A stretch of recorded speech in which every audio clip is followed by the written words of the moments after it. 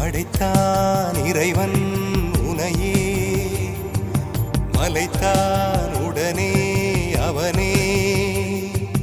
அழகை படைக்கும் திறமை முழுக்க உன்னுடன் சார்ந்தது என் விழி சேர்ந்தது விடிய விடிய மடியில் கிடக்கும் பொன்வினை உன்மேனி மீட்டட்டும் என் மேனி இறைவினில் வந்து கலந்திடு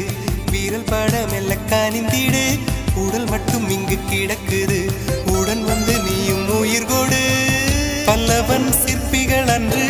பண்ணிய சிற்பத்தில் ஒன்று பெண்ணென வந்தது இன்று